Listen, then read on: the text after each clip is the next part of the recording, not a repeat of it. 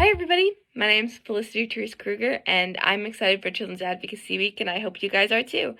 It's always so fun for me. I have been going since I was little itty bitty with my mom when I was about 10 or 11 and couldn't not go anymore because it was just so awesome and invigorating to see pure passion about helping our youth and our children in Kentucky. I'm really excited to see all of your guys' faces, or at least see the participation with virtual, and see that passion come and come again every single year like it has been since I have been coming and even before I have been coming.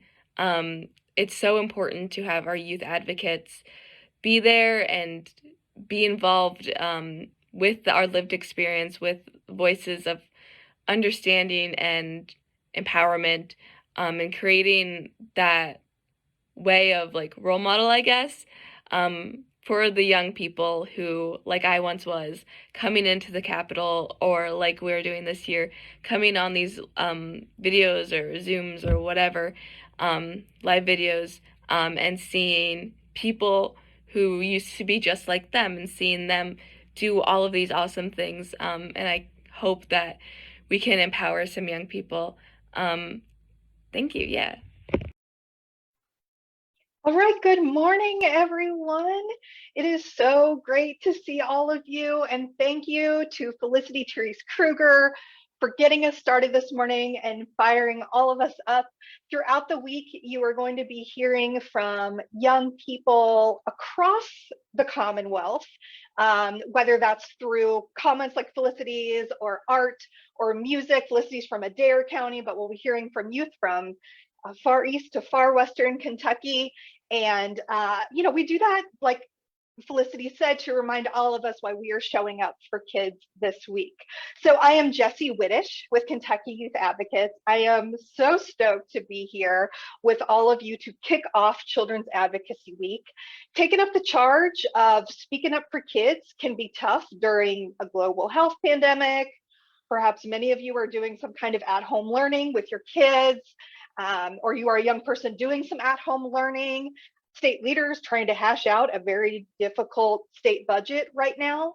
So thank you to all of you for showing up today and for showing up throughout the week. It's really humbling to be in this work with all of y'all. We'd love to see where you all are from. So if you haven't yet, please take a moment to introduce yourself in the Facebook comments, just so everybody can see where folks are coming from today. Speaking of humbling, I would like to take a moment to thank the many Children's Advocacy Week sponsors, including our signature sponsor, Aetna Better Health of Kentucky, presenting sponsor United Healthcare, our youth digital media and social media sponsors, AT&T and WellCare. And you can see a full list of all of our sponsors, including our partner sponsors, on our website. And we, again, thank you so much for your support. Without you, this very packed week would not be possible. So to continue the theme of humbling and hopefully inspiration and information, I am humbled to be joined by my colleagues, Mehek Kalra and Clarissa Mobley, along with Kelly Pullen, Executive Director of the Aetna Better Health of Kentucky SKY program. So thank you to the three of you for joining today's kickoff event. And so let's get started. And Mehek, I want to turn to you. Can you tell us why Children's Advocacy Week is so important? Definitely. Hi, everyone. I'm Mehek Kalra. I'm the Chief Policy Officer here at Kentucky Youth Advocates. And Children's Advocacy Week is so important, honestly, because I haven't seen any kids at the Capitol. I've seen plenty of busy legislators and lobbyists, and kids need you to make an impact on those legislators. And Children's Advocacy Week is a great time to do it. Thank you. Yeah, this is a big moment in the legislative session. So Children's Advocacy Week is coming at just the right time. Clarissa, I want to turn to you. Same question. Why is Children's Advocacy Week so important? Hey guys, to me, Children's Advocacy Week is extremely important because this is one of the biggest opportunities that we have for youth to use their voices, for advocates to collaborate and connect with legislators. Absolutely. And we know that that's going to start this week, but continue on, as I'm sure you're going to hear more about later. So, Kelly, could you tell us a little bit more why Children's Advocacy Week is such a priority for Aetna Better Health of Kentucky? You're making a big statement by supporting this week. So can you tell us a little bit more about why this is so important to y'all? Absolutely. Good morning, everyone. Happy Children's Advocacy Week. We are honored to be a part of this and to support the work that KYA is doing. We really feel that this is such a critical mission for Kentucky's children and families. And Aetna Better Health of Kentucky and myself, like everyone that's gathered here today, has done so because we support this week and we support the cause. We are really committed to improving healthcare outcomes for Kentucky's children and families. And, you know, I, just like other panelists on here have said, there's no better opportunity, right, to make connections with advocates who care about our kids than Children's Advocacy Week. And I think, you know, especially this year, it's so important to have an event like that, given the pandemic, the systemic inequities that are going on, particularly those that are facing our vulnerable children and families. And we know the last 2 years have been so challenging for Kentucky's kids and families. And they're really showing out with their resilience and their courage. So I think, you know, Children's Advocacy Week is just so critical to raise awareness, to gain support for these kids, for these families, so that they can have better mental health care, so that we can make the right investments in children's health care and healthcare delivery in general. Thank you, Kelly. You make such a good point that in so many ways, our kids are leading the way right now. You know, a lot of us adults get up and we're like, whoa, we have got a lot going on right now. But, you know, our kids are getting up and they're like, okay, we're just going to we're going to open up our computers and we're going to learn this way, or we're going to go to school, but we're still fussing with these masks, or we're still, you know, all these things that our kids are really rising to the challenge of this time. And hopefully our legislators and other state leaders are going to do the same. We know that you advocates are rising to this time as well. All right, so we're going to shift a little bit. And maybe y'all can think back to, I think between all of us here on the screen, we probably have a number of Children's Advocacy Days, Children's Advocacy Weeks under our belt. I know a lot of the advocates joining today also have a lot of Children's Advocacy Days or weeks under their belt. So if we could think back to all those times, what are you most looking forward to about Children's Advocacy Week? So I'll start with Kelly on this one. What are you most looking forward to? I think I've said this before, but it's the rally. It is always the rally, because that's when we've got, you know, hundreds of kids and advocates, sometimes even thousands, right, that are coming together to show their support for our kids and families. And we don't necessarily see that opportunity, or a lot of events where our kids get to share the same stage as Governor Beshear, or President Stivers, or in this case, again, this year, right, we're sharing the same screen, but that's rare. And I really feel like the rally just shows how strong we are when we all come together to support the same cause. We've really seen year after year the power of the masses of advocates in the Capitol building, and how that results in those wins, and how that increases building awareness of the issues that our kids and families face. So it's the rally for me, and the coming together. Yes, love that feeling of coming together, feeling that buzz. Clarissa, you have been around for a minute, but do you want to share? Well, I guess, and because of that, do you want to share some of your favorite parts of Children's Advocacy Week? Yes, my favorite parts are, just like Kelly, the rally. I love the rally because the energy and the vibes are amazing when everyone gets together and you can really feel it. And so I love the rally, but I also love, with the new edition of the Advocacy Week, I really love the videos that are submitted by the kids, because it's nice to see how creative they are and how fun they are, but also from the kids who talk about why they're interested and passionate about advocacy, just like we saw in Felicity's video. Yes, those are so much fun. And just some scheduling notes, rally will be tomorrow right here on Facebook, also on our YouTube page, streaming live at 10 a.m. Eastern time. And if you want to see all the great video and art that have been submitted this week, join us for the celebration of Kentucky Kids at noon Eastern time on Friday, right here on the Facebook page. So Mehek, what is your favorite part, or what are you most looking forward to about Children's Advocacy Week? Well, something that we did last year was legislator Q&As, and that went so well. We had those in-depth conversations with legislators that we typically would have in our breakfast, I would say, our legislative breakfast. But since we're switching things up, this year, that's another thing that I'm really excited about. We have 3 upcoming legislator Q&As that we're hosting with several legislators throughout the week. And I think this is a great way for children, youth, child advocates, and legislators to really gain a relationship with everyone and gain insights also around what's happening in Frankfort, what's going to move, what's not going to move, really that political baseball, inside baseball kind of discussions. And so I always gain a lot from that, and I'm sure our audience does too. So that's what I'm really excited about this year as well. Yeah, love that, like policy insight. And also trying to really push legislators to think about how they can make changes for kids and also kind of rally their, fellow legislators around these policies. So Mehek, kind of related to that, what is the context that advocates need to know about this year's legislative session? We referenced that earlier. And what should be on advocates' to-do lists as a result of kind of what's going on in the legislative session? Yeah, so this year is a budget year yet again, which means that it's a 60-day session, which is a longer session. And today's day 10. If you don't know, it's day 10 of the 60-day legislative session. And much of the conversation during the first week was really focused on redistricting and updating candidate filing deadlines. So if you aren't familiar, redistricting is the process that happens once every 10 years, right after the census is complete.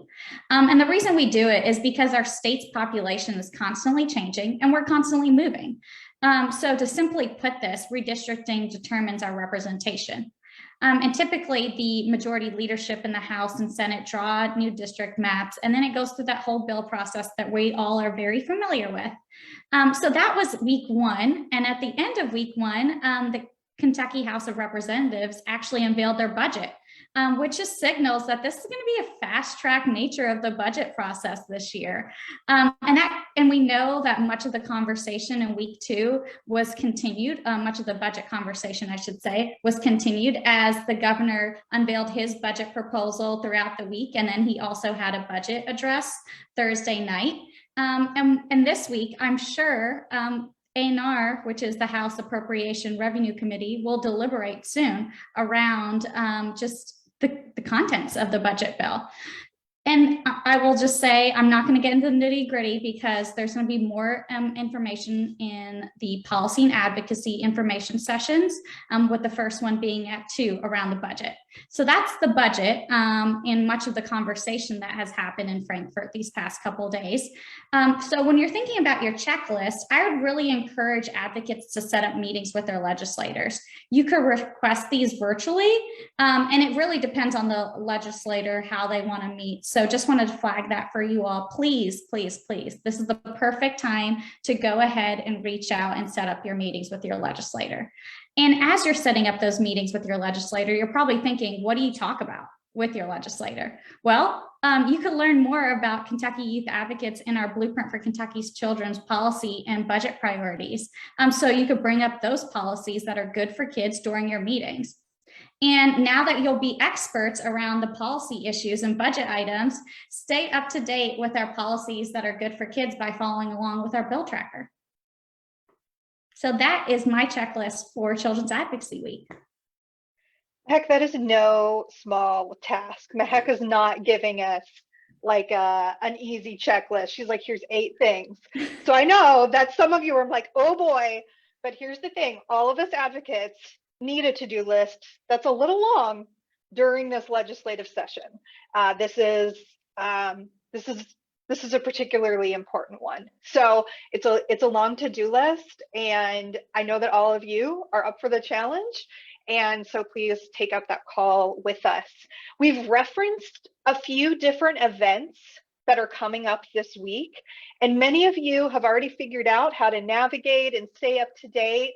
But if this is your first children's advocacy event, or you're just now kind of joining your first session and wondering, oh my gosh, I don't even know where to find the second session, Clarissa, how can advocates stay informed this week? Great. Good question, Jesse. So there are a few ways, but first off, I'm Clarissa with QA again. I want to remind you guys about a few things. So I'm going to do a couple of steps and I'm going to show you how to do it so that you know. Okay, so the first thing is, I'm sure you've seen on our socials, but we have our Children's Advocacy Week app, which there was a link put in the chat.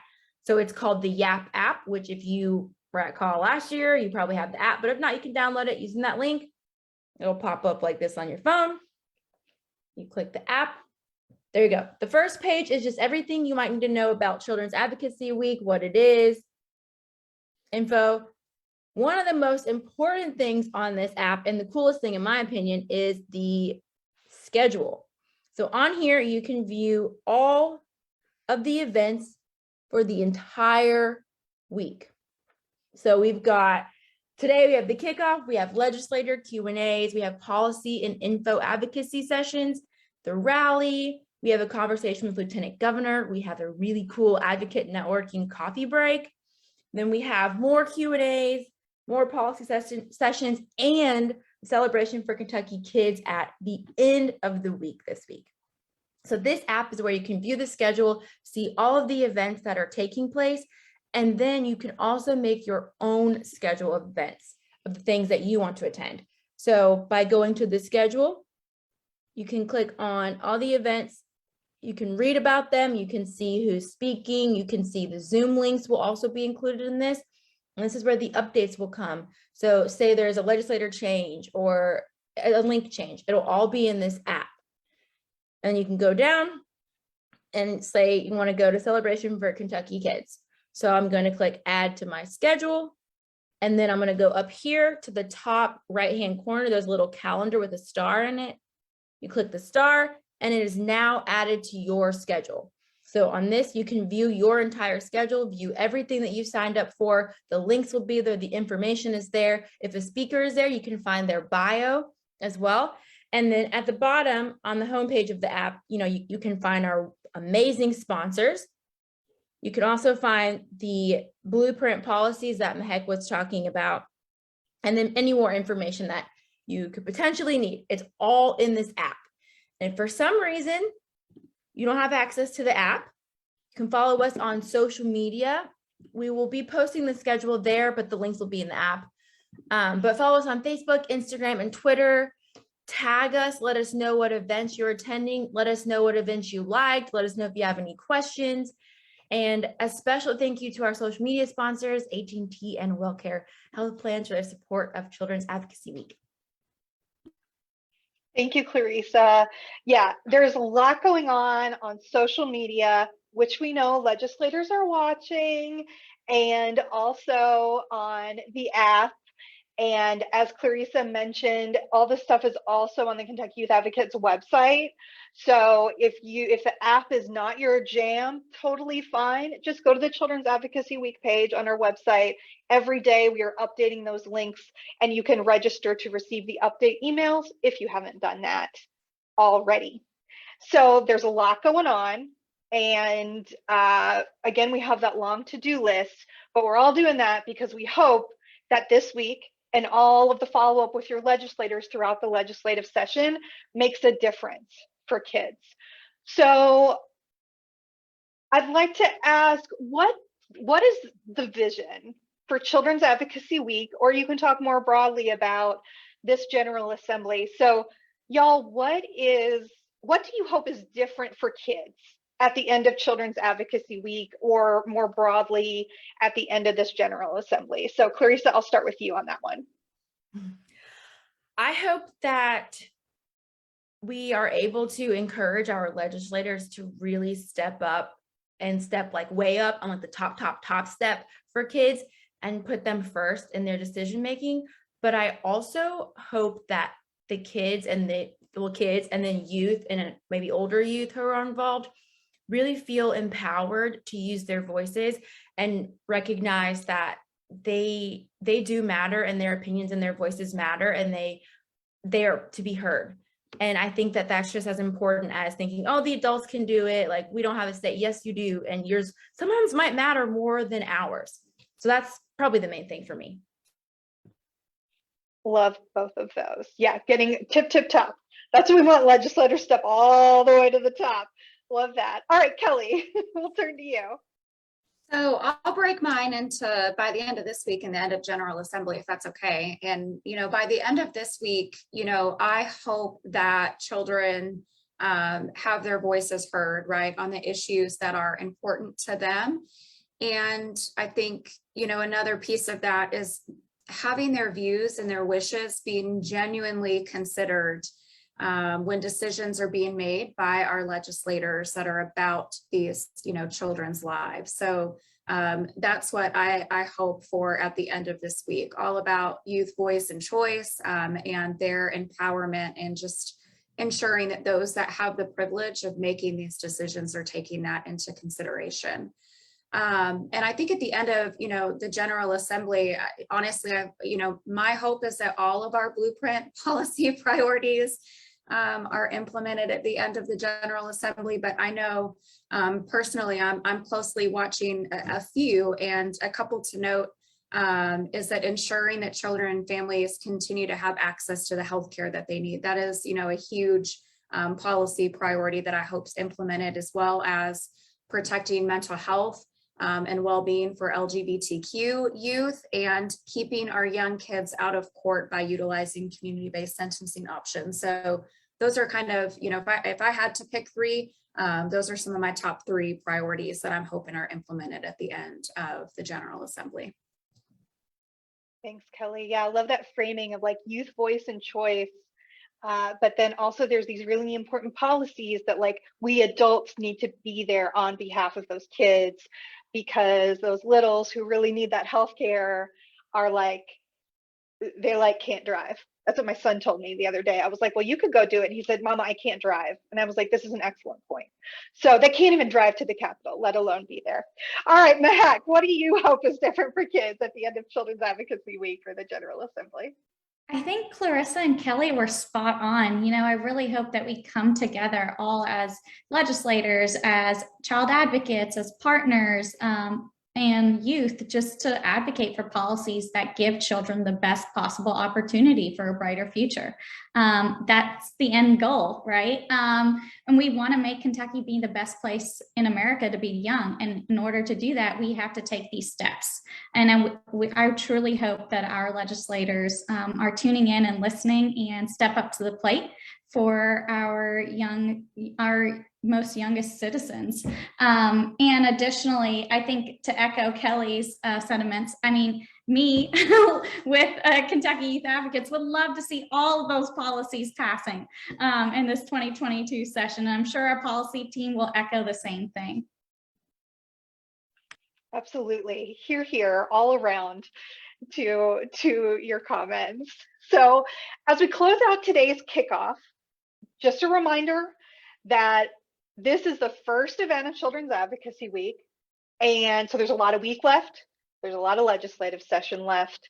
And hopefully this week will inspire you to continue staying engaged throughout the legislative session and give you what you need to feel confident in advocating for kids. So thank you, advocates and state leaders, for showing up for kids today and every day, because we know that y'all are doing this pretty much every day.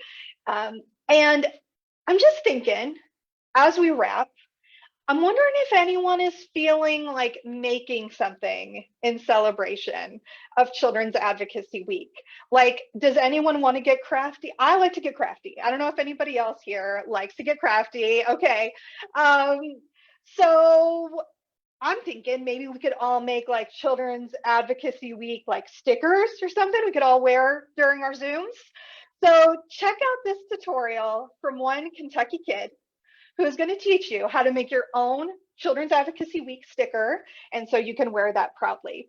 So thank you, everyone, and looking forward to seeing all of you soon. Hello, I'm Olive from Louisville, Kentucky, and I'm going to show you how to make stickers. You'll need a piece of paper, parchment paper, clear tape, scissors, and something to color with. Start off by drawing your design on your piece of paper, but make it small enough to fit in between your piece of tape.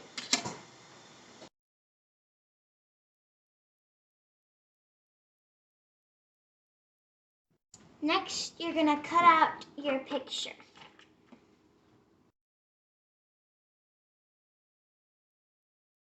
Now, take a piece of your tape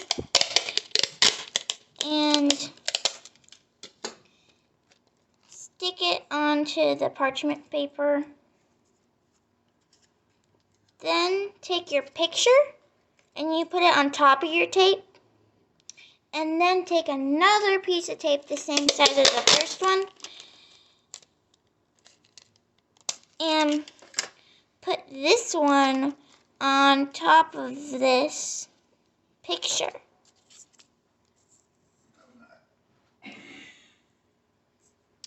And so it like this. And now you push it down and now you have a sticker.